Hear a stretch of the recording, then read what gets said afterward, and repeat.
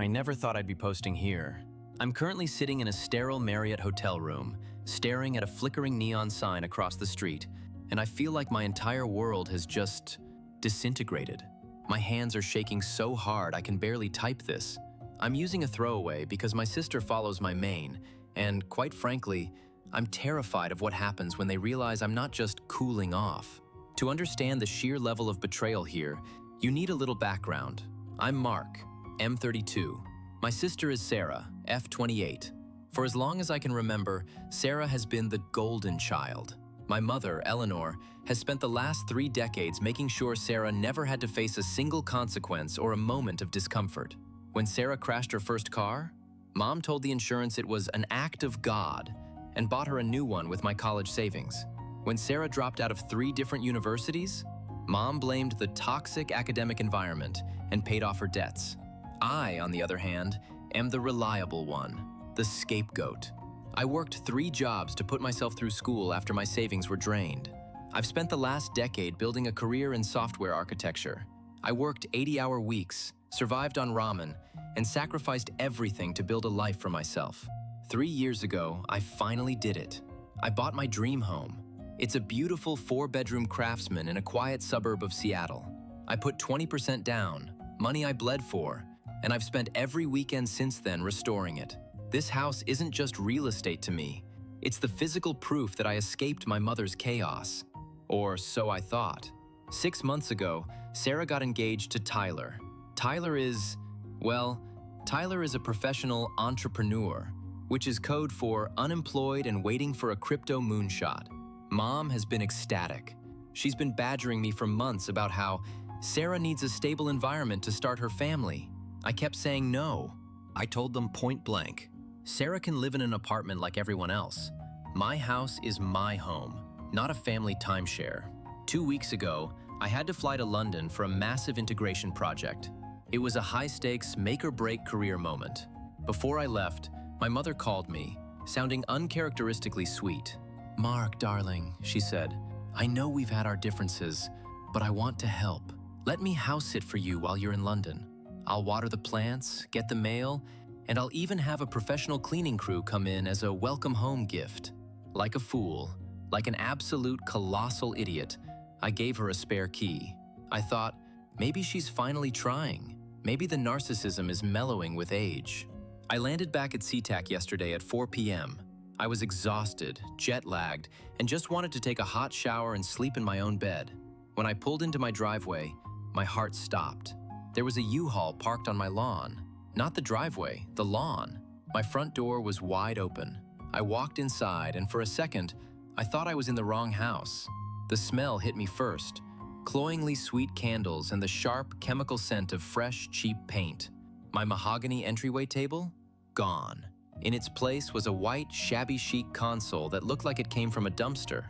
I walked toward my office, my sanctuary, where I have $15,000 worth of server equipment and my custom-built workstations. The door was off the hinges. My servers were gone. My desk was gone. In their place was a white crib, a plush rocking chair, and a mural of a boho sun being painted on the wall by a woman I didn't recognize. "Who the hell are you?" I yelled. My voice was cracking. I felt like I couldn't get enough air into my lungs. The woman looked up, startled. "Oh, you must be the brother. Eleanor said you'd be stopping by to help move the rest of the junk to the garage." I didn't answer her. I ran to the master bedroom.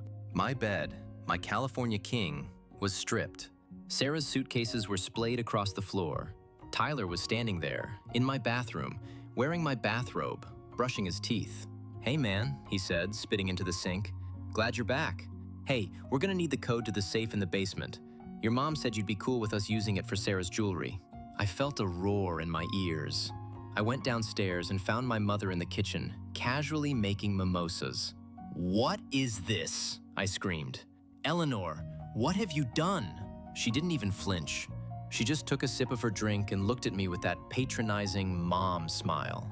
"Now, Mark, don't be dramatic. It's bad for your blood pressure. We had a family meeting while you were away. Sarah is pregnant. She can't be expected to live in that cramped apartment in her condition.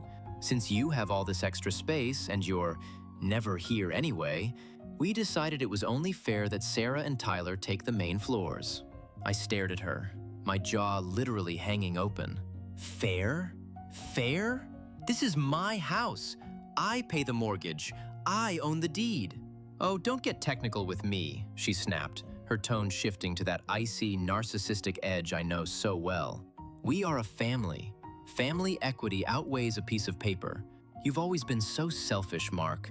Always hoarding your money and your success. It's time you did something for your sister. We've already moved your things into the basement. It's a perfectly nice space once you clear out those dusty computers. I felt the room spinning. Get out, I whispered. Get out of my house. Now. No, Sarah said, walking in from the backyard, rubbing her stomach. She's barely 8 weeks along, for God's sake. Mom gave us permission. We've already changed the mailing address for our bills. We live here now, Mark.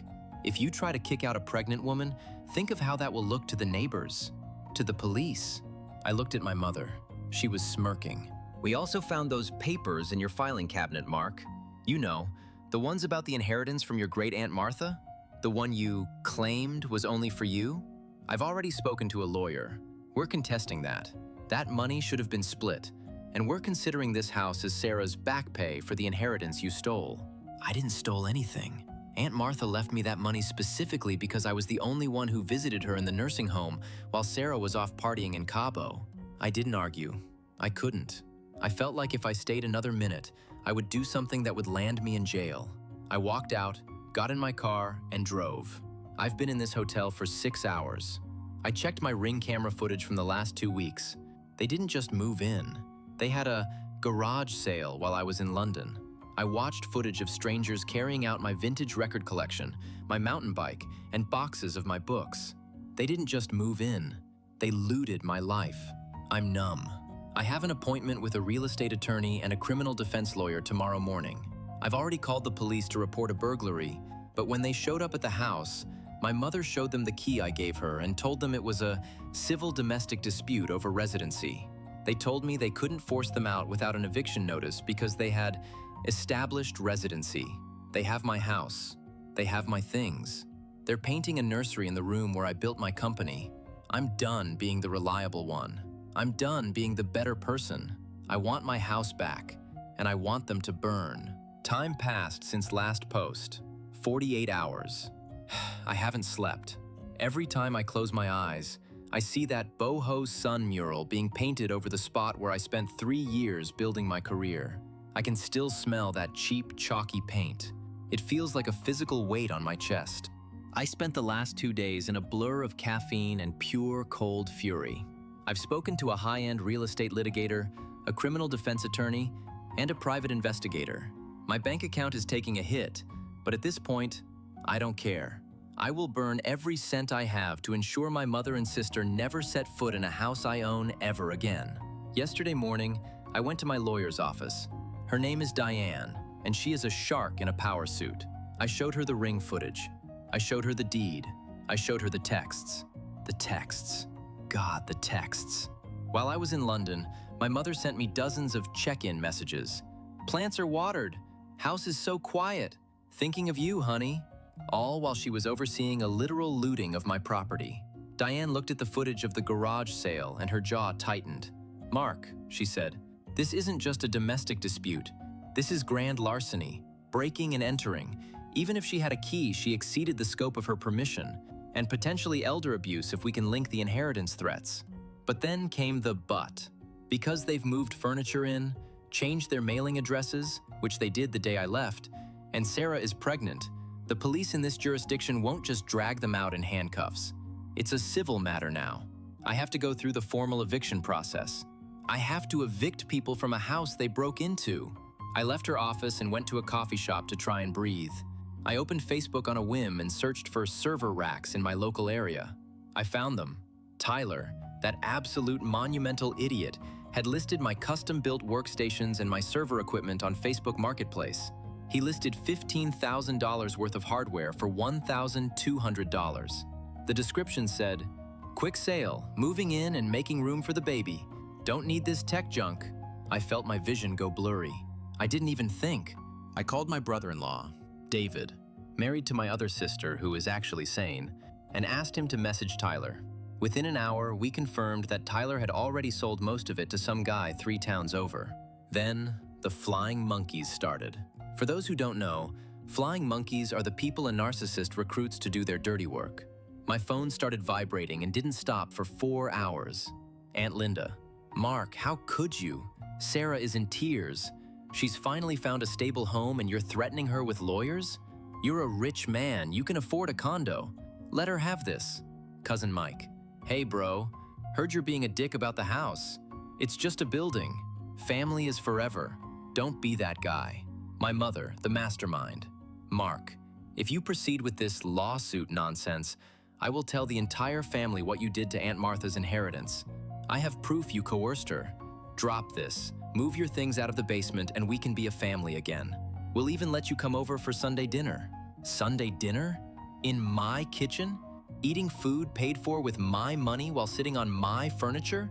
I didn't reply to any of them. Per Diane's advice, I am going dark. No contact.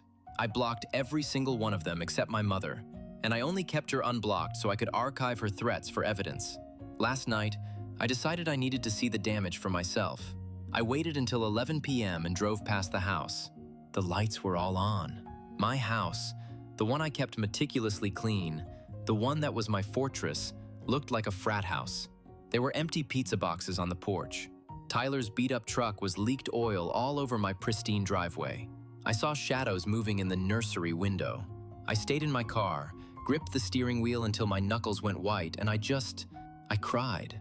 I'm a 32-year-old man, and I sobbed like a child. They didn't just take my house. They took the only place I ever felt safe. But then, the sadness turned into something else. Something cold. I realized they made a mistake. A huge one. In my basement, behind a false wall in the furnace room, I have a secondary server. It's my black box.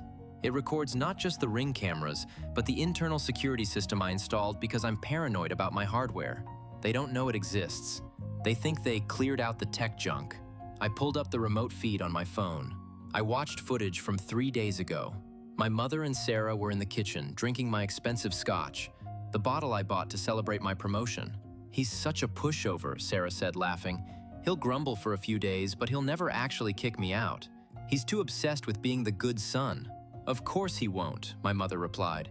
And if he does, we'll just tell the police he's been unstable since the breakup. I've already started telling the neighbors he's having a breakdown. If he shows up, we call 911 and say we're afraid for our lives. The pregnant sister card works every time, honey. They aren't just squatting. They're framing me. They're planning to use my own home as a trap to have me committed or arrested if I try to reclaim it. I sent the video file to Diane at 2 a.m. Her reply was one sentence. This is no longer a civil eviction. This is a criminal conspiracy. Stay at the hotel. Do not go near the property. I'm calling the DA. I'm sitting here now, watching the sun come up over Seattle. The reliable one is dead. I'm not the good son anymore. I'm the guy who's about to lose his family, but I'm damn sure getting my house back. Tyler just posted a picture on Instagram. He's sitting in my leather recliner, feet up on my coffee table with the caption, "New beginnings. Blessed to have a family that provides. Enjoy the chair while you can, Tyler. It's the most expensive seat you'll ever sit in." Time passed since last update. 3 weeks.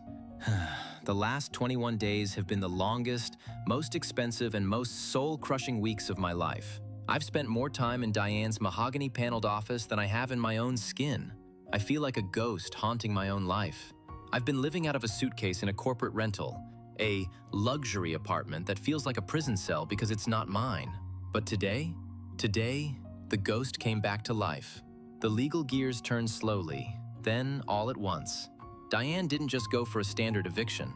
Because of the video evidence of them conspiring to frame me and the literal proof of Tyler selling my property on Facebook, the district attorney's office got involved. Selling $15,000 worth of specialized server equipment isn't a civil dispute. It's a felony. It's grand larceny. We didn't tell them anything. We didn't send a warning text. We didn't give them a chance to hide the evidence. We went for the throat. Yesterday morning at 8 a.m., I met Diane, 2 sheriff's deputies, and a locksmith at the end of my street. My heart was thumping against my ribs so hard I thought it would bruise. My palms were slick with sweat. We walked up the driveway, my driveway, which was now littered with cigarette butts and a half-collapsed gender reveal balloon arch.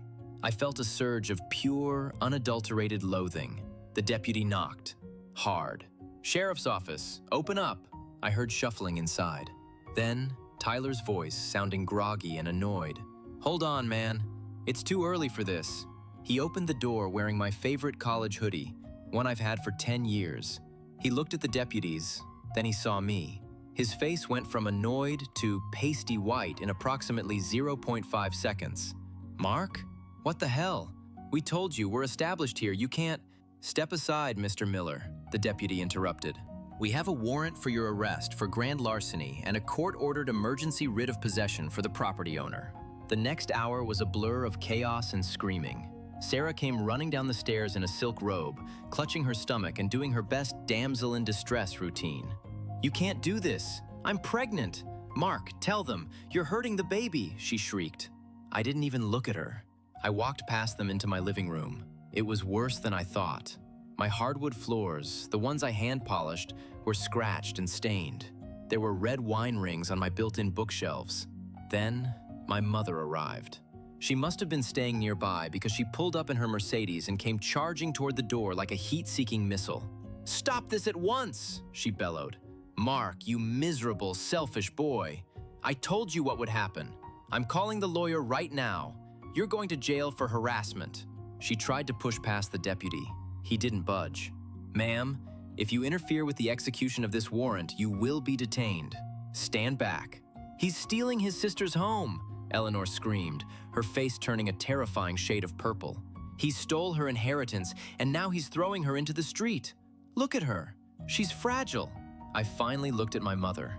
I walked to the threshold of the door, just inches from her, and I held up my phone. I hit play on the recording of her and Sarah in the kitchen. The sound of her own voice saying, "He's such a pushover. We'll tell the police he's having a breakdown," echoed across the porch. The silence that followed was heavy. Sarah stopped crying. My mother's mouth opened and closed like a fish gasping for air. You bugged the house?" Sarah whispered, her voice trembling. "It's my house, Sarah," I said, my voice cold and steady. "I didn't bug it. I secured it. And because you and Tyler decided to sell my equipment, Tyler is going to jail. And because you helped him, you're an accomplice." The deputies didn't mess around. They handcuffed Tyler right there in the entryway. He started blubbering, actually crying, about how he didn't know the computer stuff was that expensive and how he just needed seed money for his next project. Sarah was hysterical. She was throwing herself on the floor, screaming that she was having pains. The paramedics were called, but after a quick check, they confirmed she was just having a panic attack. "You're a monster," Eleanor hissed at me as they loaded Tyler into the patrol car. "You've destroyed this family. I hope you're happy sitting in this empty house all by yourself. No one will ever love you after this. You're dead to us." "Good," I said. "Then get off my porch." The locksmith is changing the codes, and I've hired a 24-hour security detail to sit in the driveway. If any of you, or any of your flying monkeys, step foot on this grass, I'm filing for a permanent restraining order. And Eleanor, the DA has the footage of you planning to file a false police report. I'd spend less time worrying about me and more time worrying about your own legal fees. The locksmith started drilling. The sound was like music to my ears. They left. Sarah went with my mother, still wailing about her ruined life. Tyler is currently sitting in a holding cell, unable to post the $25,000 bail because, ironically, he spent all the money he got from selling my servers on a down payment for a truck that's now being impounded. I walked into the nursery. I looked at that boho sun on the wall. I picked up a literal sledgehammer I had in the garage, one I used for the renovations, and I swung. I put a hole right through the center of that sun. I'm sitting on the floor of my empty office now. The servers are gone. My desk is gone. The room is echoing. But for the first time in 3 weeks, I can breathe. The reliable one didn't just stand up for himself. He scorched the earth. But God, it's so quiet. I've won, but the house feels like a crime scene. I don't know if I can ever sleep here again. Time passed since last update. 18 months. I'm sitting on a balcony overlooking the Puget Sound. The air is salty, cold, and clean. There's no smell of cheap boho paint here, no ghosts of betrayal lingering in the floorboards, just the sound of the water and the hum of a city that doesn't know my name. It's been a year and a half since I stood on that porch and watched a locksmith drill out the soul of my family. People on Reddit always ask for the update, but the truth is, the aftermath isn't a single explosion. It's a slow, agonizingly quiet demolition of everything you thought was true. Let's talk about the house first. I sold it. I tried to stay. I really did. I hired a professional crew to scrub the walls. I replaced the scratched flooring, and I even had a priest, well, a friend who's a secular humanist, but close enough, bless the rooms to get the bad energy out. But every time I walked into that office, I didn't see my workstations. I saw that white crib. I saw the look on Sarah's face when she told me she lived there now. The house wasn't a sanctuary anymore. It was a monument to how easily people who claim to love you can turn into parasites. I sold it 4 months after the eviction day. I made a decent profit, but I didn't keep a cent of the extra. I donated the surplus to a local charity that provides housing for foster kids aging out of the system, kids who actually know what it's like to have no one in their corner. The legal fallout was satisfying in a cold, clinical way. Tyler took a plea deal. Diane and the DA had him dead to rights with the Facebook Marketplace screenshots and the ring footage of him loading my gear into his truck. He pleaded guilty to grand larceny in the 3rd degree. He avoided prison time because he had a clean record, if you don't count the trail of unpaid debts and broken promises he left in his wake. He got 3 years of probation and was ordered to pay me $18,400 in restitution. He's currently working at a car wash and living in my mother's basement. He sends me $150 a month. Every time that notification hits my bank account, I feel a grim sense of justice. It's not about the money.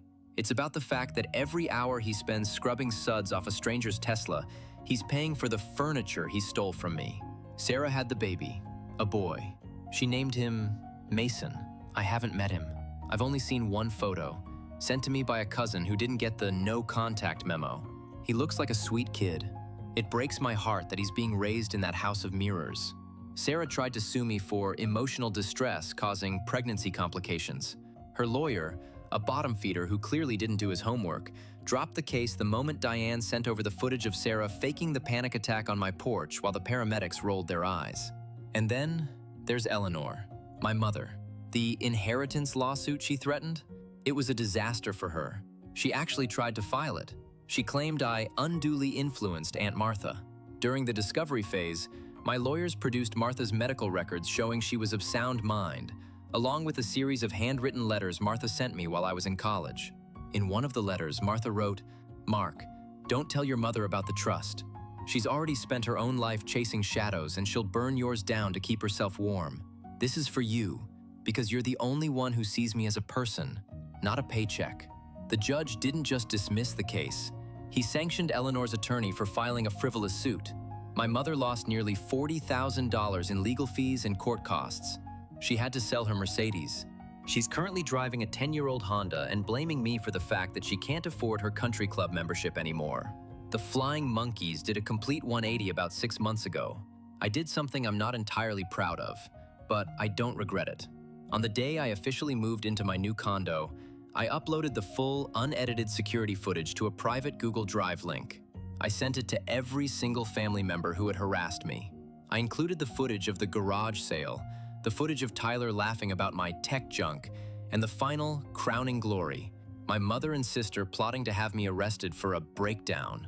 I captioned it, "This is the family equity you were defending. Don't ever contact me again." The apologies started rolling in within 24 hours. Aunt Linda, "Mark, I had no idea. Eleanor told us you had kicked them out in the middle of the night for no reason. I am so ashamed." Cousin Mike, "Holy crap, man, that's dark. I'm sorry for the texts. I was told a completely different story. I didn't accept any of them. I didn't reply. If they were willing to believe I was a monster based on the word of a known narcissist without ever asking for my side, they aren't family. They're just audience members in Eleanor's theater of lies." I blocked them all. Every single one. Being no contact is a strange kind of grief. It's the death of a family that is still breathing. Sometimes, I'll see something funny online and my thumb will hover over the share button to send it to Sarah, Before I remember that Sarah is the woman who tried to steal my home, I'll see a recipe for the pot roast my mom used to make, and I'll feel a pang of longing for a mother who never actually existed. The reliable one is gone.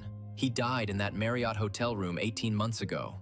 In his place is someone new, someone who sets boundaries like they're made of iron, someone who knows that family isn't a blood type, it's a series of actions. I'm dating someone now. Her name is Clara. She's a pediatric nurse, and she's the kindest person I've ever met.